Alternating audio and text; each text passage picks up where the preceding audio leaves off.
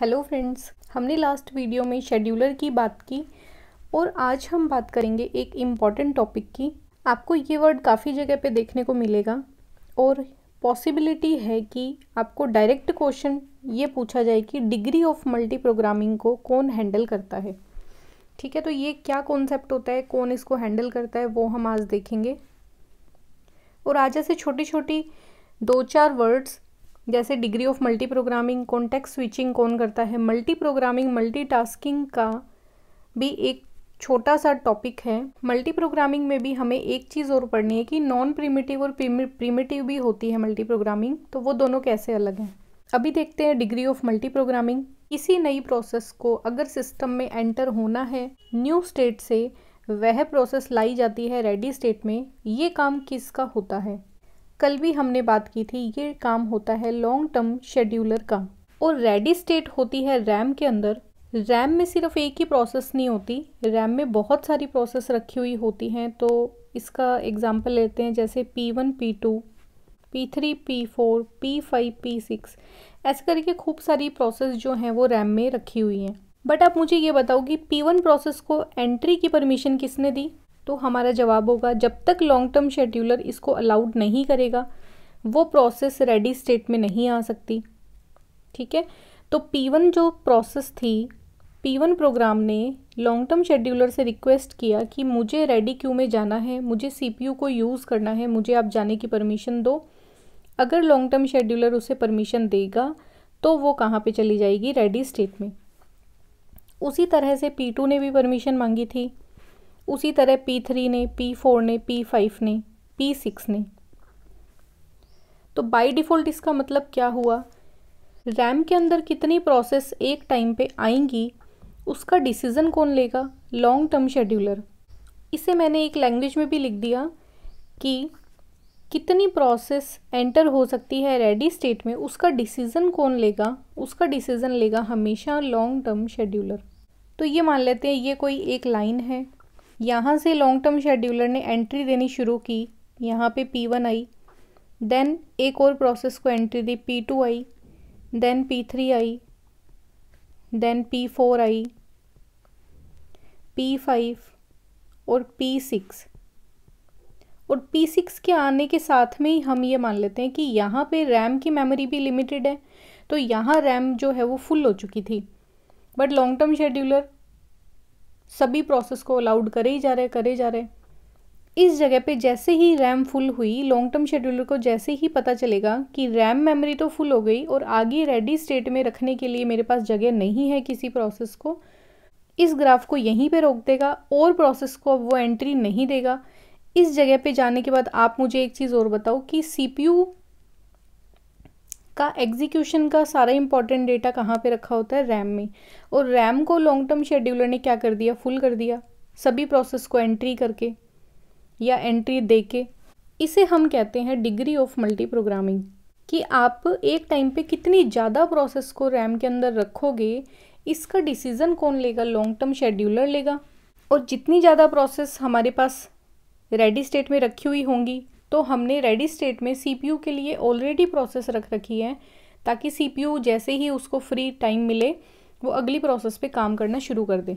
और degree of multi programming को अगर हम डायरेक्ट नॉर्मल भाषा में समझें तो उसका मतलब ये है कि रेडी स्टेट में कितनी ज़्यादा प्रोसेस एंटर होंगी उसका डिसीज़न लिया जाता है लॉन्ग टर्म शेड्यूलर के द्वारा। इसीलिए हम बोल सकते हैं डिग्री ऑफ मल्टी प्रोग्रामिंग को कौन हैंडल करता है? Handle bye long term scheduler. तो एक क्वेश्चन तो आपका ये फिक्स है, यहाँ से आप इसे नोट डाउन कर लेना। और ये क्वेश्चन डायरेक्ट काफ़ी सारे एग्जाम में पूछा गया है, डिग्री ऑफ मल्टी प्रोग्रामिंग को कौन हैंडल करता है? हमें ध्यान रखना है लॉन्ग टर्म शेड्यूलर इसे हैंडल करता है। इसके बाद आगे की कहानी हम वैसे भी पढ़ चुके हैं कि जब रेडी स्टेट बहुत ज़्यादा फुल हो जाएगी, इसका डेटा उठा के हम किस में डाल देंगे? इसका डेटा उठा के हम डाल दें सस्पेंड रेडी में। सस्पेंड रेडी स्टेट होती है वो कहाँ पे होती है? हार्ड डिस्क में। रेडी स्टेट होती है रैम में। इस प्रोसेस को भाई रैम से डेटा को, जो डेटा एक्स्ट्रा है, जो प्रोसेस एक्स्ट्रा है, ज़्यादा मेमोरी लेके बैठी है रैम में, उसको उठा के डाल दिया जाता है सस्पेंड रेडी में।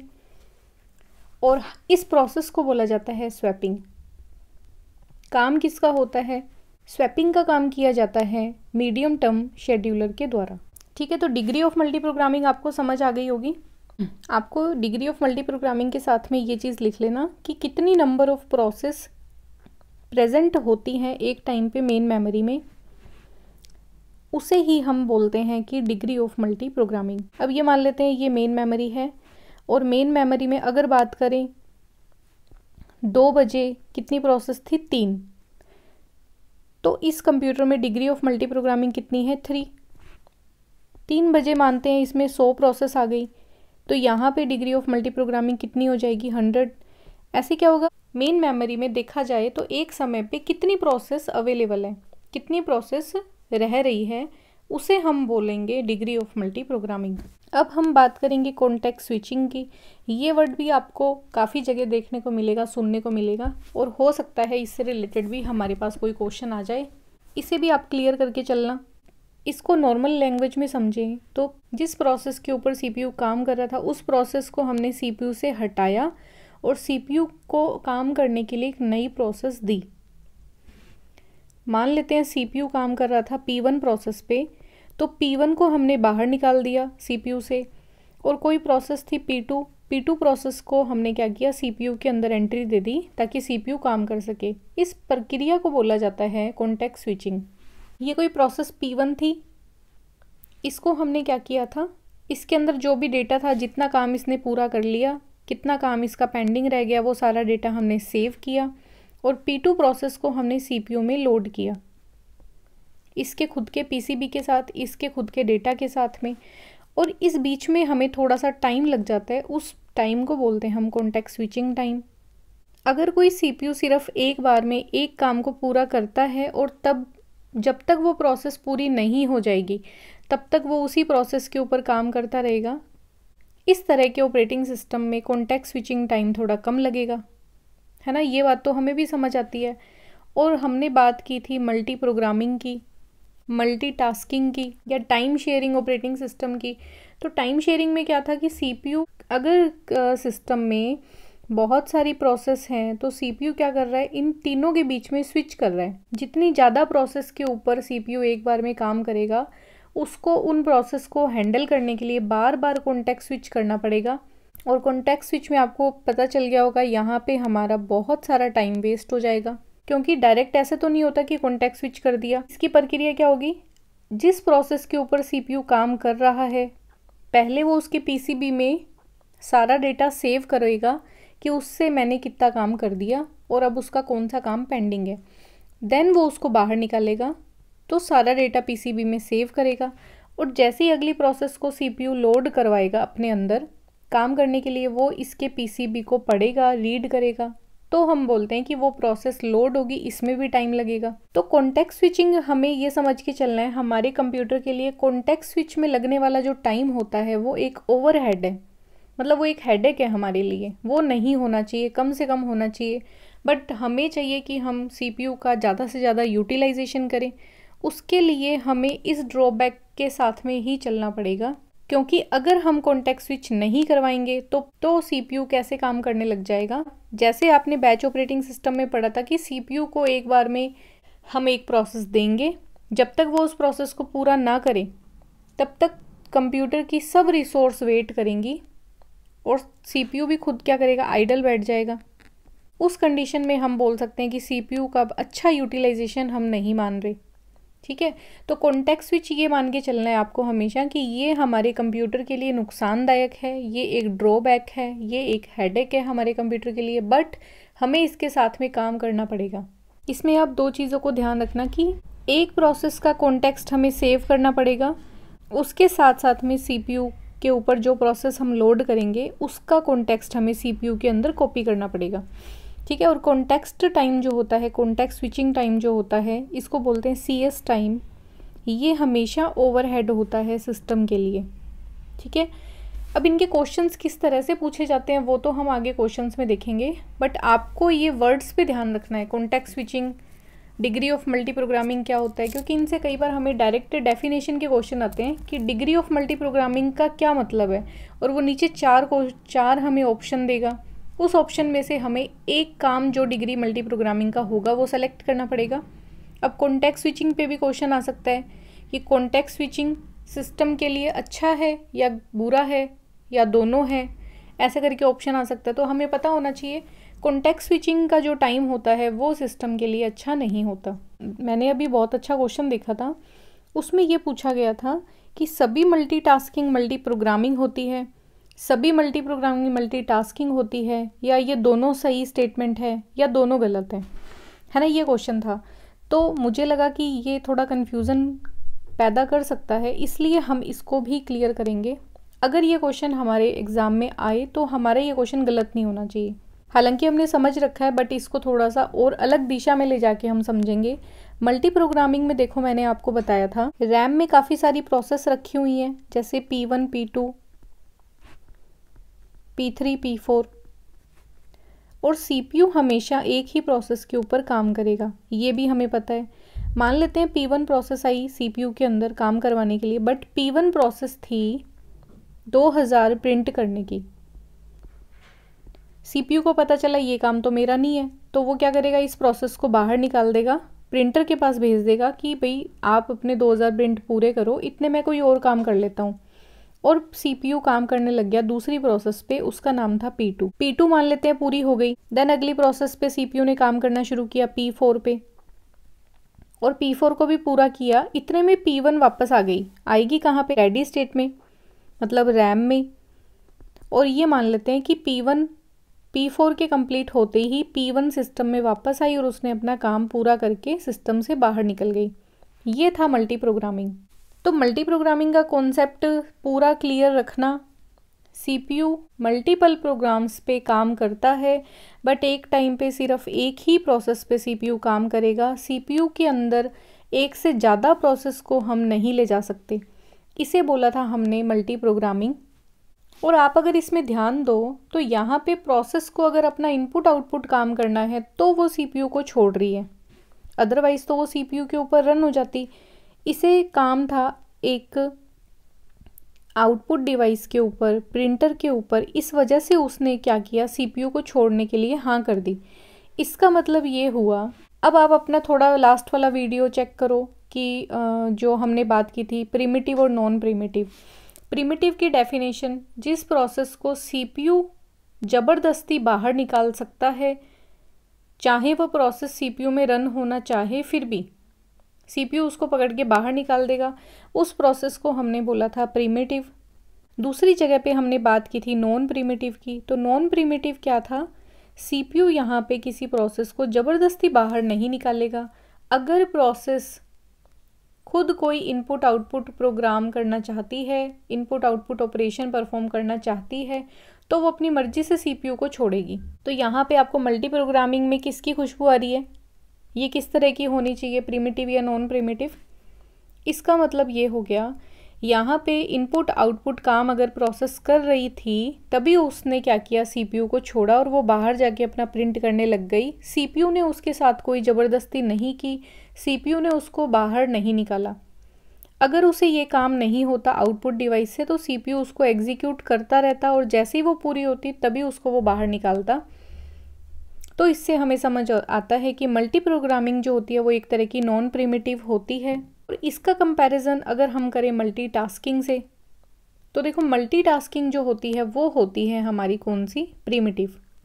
मल्टीटास्किंग में CPU एक टाइम पे काफ़ी सारी प्रोसेस को हैंडल कर रहा होता है, जैसे CPU ये है, और दोनों में बहुत माइनर सा डिफरेंस है। आपको ये लगेगा कि दोनों सेम है, बट एग्जामिनर अगर क्वेश्चन में दोनों डालेगा, ये वर्ड दोनों अगर डालेगा, तो वो बहुत अच्छे से लैंग्वेज के अंदर देगा। आपको अगर इन दोनों के बारे में पता है तो आप इसका सही आंसर टिक कर दोगे। मल्टीटास्किंग में जितने भी प्रोग्राम काम कर रहे होंगे उनके बीच में CPU हमेशा क्या करता रहता है, कॉन्टेक्स्ट स्विच करता रहता है। जैसे 5 मिनट इसके पास, 5 मिनट इसके पास और 5 मिनट इसके पास। मगर वो स्विचिंग इतनी जल्दी होती है कि नॉर्मल यूज़र को तो पता भी नहीं चलता कि CPU ने प्रोसेस P1 को बीच में छोड़ा भी है, ठीक है। बट होता ये है कि CPU इनके बीच में कॉन्टेक्स्ट स्विच करता है। इसमें हमने एग्जांपल लिया था गोलगप्पे की रेडी वाला। भाई CPU कौन हो गया, गोलगप्पे खिलाने वाला, वो इसको भी गोलगप्पा देगा और ये जब तक खाएगा ना उतने वो क्या करेगा, इसको भी खिला देगा, इसको भी खिला देगा और वापस इसके ऊपर आ जाएगा। ये साइकिल यूँ चलता रहता है। इस तरह के सिस्टम को हम बोलते हैं कि कॉन्टेक्स्ट स्विच हो रहा है P1 P2 और P3 के बीच में। CPU एक समय पे, यहाँ पे भी CPU एक समय पे सिर्फ एक ही प्रोसेस पे काम कर रहा होगा, बट डिफरेंस क्या है कि सिर्फ 5 मिनट के लिए। CPU को ये मतलब नहीं है कि वो प्रोसेस P1 को पूरा करे, उसे बस 5 मिनट का टाइम देना है और 5 मिनट पूरे होते ही अगले प्रोसेस पे चला जाएगा, इसको भी 5 मिनट देगा, फिर अगली प्रोसेस पे जाएगा, इसको भी 5 मिनट देगा। तो जब मल्टीपल प्रोग्राम हैंडल किए जाते हैं नॉन प्रिमिटिव मेथड में, उसको हम बोलते हैं मल्टी प्रोग्रामिंग। जब मल्टीपल प्रोग्राम्स हैंडल किए जाते हैं प्रिमिटिव तरीके से, उनको CPU अपनी मर्जी से हटा सकता है, मर्जी से ज़बरदस्ती करके उनको छोड़ सकता है, उस वाले प्रोग्राम को हम बोलते हैं मल्टीटास्किंग सिस्टम। अब आप ये देखो इन दोनों में थोड़ा एडवांस कौन सा है। तो एडवांस की बात हमने करी थी अभी थोड़ी देर पहले कॉन्टेक्स्ट स्विचिंग में, कि चाहे कॉन्टेक्स्ट स्विचिंग हमारे सिस्टम के लिए बेकार है, अच्छा नहीं है, बट हम उसको ही अपनाएंगे। इस वजह से मल्टीटास्किंग जो है वो बेटर माना जाता है मल्टी प्रोग्रामिंग से। इस जगह आपको ये डेफिनेशन अपने ऑपरेटिंग सिस्टम, आपने कॉपी में जहाँ पे भी नोट्स बनाए उसके ऊपर लिख लेना, all multitasking are multi programming. और ये आपको समझने में कैसे सही रहेगा, जैसे आपने रीजनिंग में पढ़ा होगा कि जितनी भी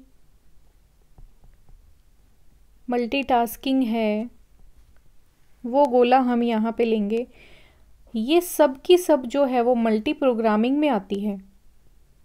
बट इसके रिवर्स में सभी मल्टी प्रोग्रामिंग जो हैं वो मल्टीटास्किंग नहीं हो सकती, है ना। ये रीजनिंग में आपने पढ़ा होगा। तो जब भी बड़े गोले के अंदर कोई छोटी चीज़ आती है, इसका मतलब है ये सारी की सारी छोटी मल्टीटास्किंग मल्टी प्रोग्रामिंग के अंदर आती है, बट मल्टीटास्किंग के अंदर सारी मल्टी प्रोग्रामिंग नहीं आ सकती, है ना। ये डायग्राम आप ध्यान रखना, इससे आपको ये डेफिनेशन एकदम अच्छे से याद रहेगी। मल्टीटास्किंग मतलब छोटा गोला। मल्टीटास्किंग को मान लेते हैं ऑरेंज, और मल्टी प्रोग्रामिंग हो जाएगी फ्रूट। जितने भी फ्रूट्स हैं, जितने भी फल हैं, उनके अंदर ऑरेंज, संतरा जो है वो फल के अंदर ही आता है। और फल के अंदर संतरे के अलावा भी बहुत सारे आ सकते हैं, बनाना भी आ सकता है, ऑरेंज भी आ सकता है, मैंगो भी आ सकता है, लीची भी आ सकती है ना, कि फ्रूट्स का पार्ट है ऑरेंज। बट क्या हम ये बोल सकते हैं कि ऑरेंज जो है उसके अंदर सारे फ्रूट आ जाएंगे? तो ये पॉसिबल नहीं है ना। ये रीजनिंग का एक कॉन्सेप्ट आपने पढ़ा भी होगा, तो उस तरीके से ही हमें लेके चलना है इसे। और ये मैंने आपको याद करने का एक तरीका बता दिया। मल्टीटास्किंग को आप अंदर वाले घेरे में लोगे और मल्टी प्रोग्रामिंग को आप लोगे बड़े वाले घेरे में, ठीक है। तो आज का वीडियो आपको कैसा लगा? इस कॉन्सेप्ट को आप अच्छे से पढ़ें, तीनों चीज़ें आप अलग अलग वर्ड्स में लिख लें, उनको अलग अलग डिफ्रेंशिएट करके हमेशा याद रखें। इसमें से आपको क्वेश्चन देखने को मिल सकता है। अगर इस तरह के क्वेश्चन आते हैं तो हमें किस तरीके से अटेम्प्ट करना है, ये भी आप ध्यान रखना। चैनल को सब्सक्राइब करें, वीडियोस को शेयर करें, और ऐसे ही आप बने रहें चैनल पे, और ऐसे ही आप वीडियोस को देखते रहें। मिलते हैं नेक्स्ट वीडियो में नेक्स्ट टॉपिक के साथ। Thanks for watching.